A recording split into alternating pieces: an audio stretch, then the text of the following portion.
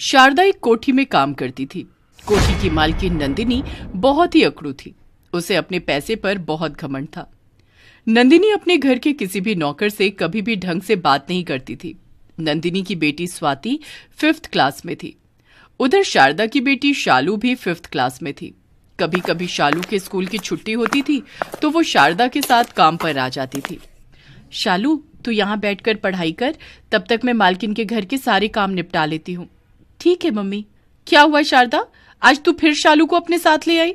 वो भाभी जी, इसके पापा गांव गए हुए हैं, घर पर बिल्कुल अकेली किसके पास छोड़ती, इसलिए साथ ले आई। ये तंग नहीं करेगी, वैसे भी इसकी परीक्षाएं शुरू हो गई हैं तो पढ़ाई कर रही है। पढ़ लिख कर कौन सा इसने कलेक्टर बनना है? तुम्हारे में तो वैसे भी 5वीं 6ठी पढ़कर शादी कर देते हैं। नहीं आंटी, मैं पढ़ लिख कर बहुत बड़ी इंजीनियर बनूंगी। मैंने मम्मी पापा को बोला है कि मुझे खूब पढ़ाई करनी है। बेटा, तुम्हारी माँ गरीब है, वो तुम्हें इंजीनियर नहीं बना सकती। ये सब सपने देखना छोड़ दो।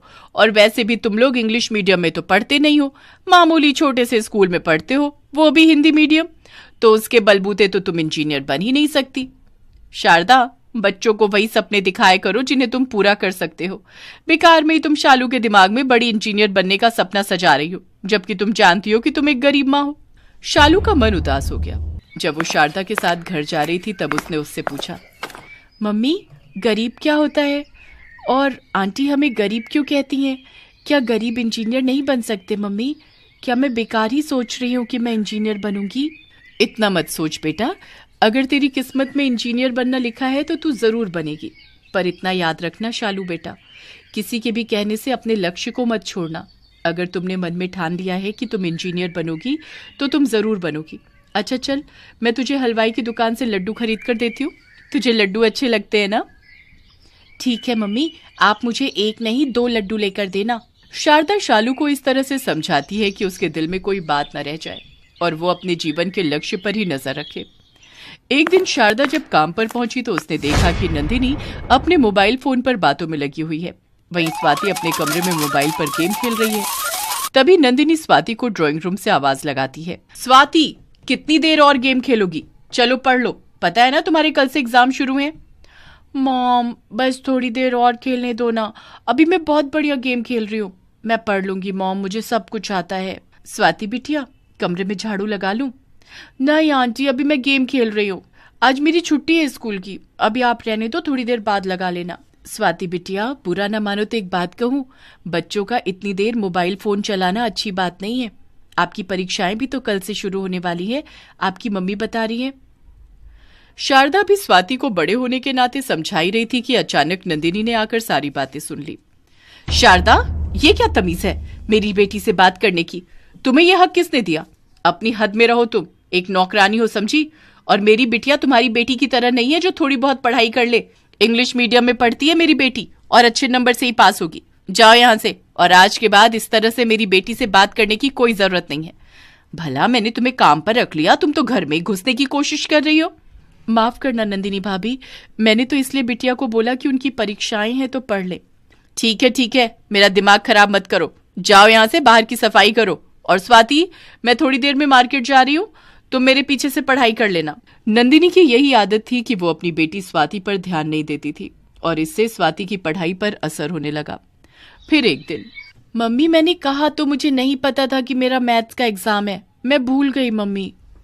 अब कैसे होगा, तुम्हारे पापा भी घर पर नहीं है, ट्यूशन में तुम ध्यान नहीं लगाती हो, इतने सारे कोर्स को 2 दिन में कैसे पूरा करोगी? मैं भी तुम्हें बिल्कुल नहीं पढ़ा पा रही हूँ, कितना ही पढ़ा लूंगी। सैटरडे संडे का ऑफ था, इसलिए शारदा के साथ शालू भी आई हुई थी। शालू के एग्जाम खत्म हो चुके थे।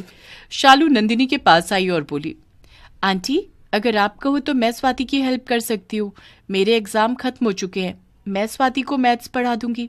तुम कैसे पढ़ाओगी शालू, तुम हिंदी मीडियम की लड़की हो, तुम्हारे स्कूल में उनके बड़े स्कूल के जैसी पढ़ाई नहीं होती है। आंटी, मैथ्स के फॉर्मूले तो सब जगह एक ही होते हैं, हमारे स्कूल में भी स्वाति के स्कूल जैसी ही किताबें हैं। मेरा कोर्स स्वाति के साथ मिलता जुलता है, अगर आप कहो तो मैं स्वाति को पूरी मैथ्स करवा दूंगी। ठीक है, एक बार शुरू करो, मैं देखती हूँ कि तुम इसे कैसे समझाती हो। मॉम, क्या कर रहे हो? शालू मुझे नहीं पढ़ा पाएगी, मेरा तो दिमाग खराब हो रहा है, मैं क्या करूंगी कल एग्जाम में? एक बार पढ़कर देख लो, नहीं समझ आएगा तो करना फिर जैसे पेपर करने, मैं क्या करूं? शालू स्वाति को मैथ्स पढ़ाने लगती है। कुछ ही देर में नंदिनी देखती है कि स्वाति शालू से बहुत अच्छे से मैथ्स समझ रही है। ये देखकर वो हैरान रह जाती है। नंदिनी भाभी चिंता मत करो, शालू मैथ्स में बहुत अच्छी है। इस बार उसके पेपर बहुत अच्छे गए हैं। उसकी टीचर कह रही थी कि वो गणित में बहुत अच्छे नंबर लेकर आई है। हाँ, मुझे दिख रहा है। स्वाति शालू से अच्छे से समझ पा रही है। शालू के पास 2 दिन का टाइम था। वो शनिवार और इतवार दोनों दिन स्वाति को खूब मेहनत करवाती है। शालू का दिमाग पढ़ाई में बहुत अच्छा था। उसके बताए गए तरीके से स्वाति मैथ्स को करती है। अगले दिन सोमवार को जब स्वाति पेपर देकर आती है तो वो बहुत खुश थी। मम्मी, मेरा मैथ्स का पेपर बहुत अच्छा गया है। आपको पता है, शालू ने मुझे एक एक चीज समझाई थी। मेरी ही सोच गलत थी। मैंने हमेशा शारदा को गरीब कहकर उसका कितना अपमान किया, पर आज देखो उसकी बेटी कितनी समझदारी से स्वाति को पढ़ा रही थी। मुझे शारदा से माफी मांगनी होगी। कुछ समय बाद स्वाति का रिजल्ट आ जाता है। स्वाति के मैथ्स में बहुत अच्छे नंबर आए थे। नंदिनी जानती थी कि स्वाति के अच्छे मार्क्स लाने में सबसे बड़ा हाथ शालू का है। शालू बेटा, ये मेरी तरफ से तुम्हारे लिए उपहार है। तुमने स्वाति की बहुत मदद की। ये लो तुम्हारे लिए लैपटॉप। तुम्हें इसकी बहुत जरूरत होती है ना, और तुम्हें इंजीनियर भी बनना है। ये तुम्हारे बहुत काम आएगा। Thank you aunty, thank you so much. Shalu के चेहरे पर जो मुस्कान थी उसका कोई मोल नहीं था। नंदिनी जानती थी कि शालू ने जो स्वाति के लिए किया वो भी काबिले तारीफ था। नंदिनी पैसे वाली थी। वो एक गरीब माँ की बच्ची का भविष्य बनाने में मदद कर सकती थी। एक गरीब की बच्ची का सपना पूरा होने में थोड़ी सहायता कर सकती थी। उसकी इसी सोच ने उस दिन से उसके व्यवहार को बदल दिया। अब कभी भी स्वाति को पढ़ाई में कोई परेशानी होती तो नंदिनी शालू को बुला लेती। नंदिनी ने देखा कि व्यक्ति अमीर या गरीब कुछ नहीं होता, व्यक्ति का चरित्र मायने रखता है। अच्छी संगत में रहने से बच्चे अच्छी सीख ही लेते हैं।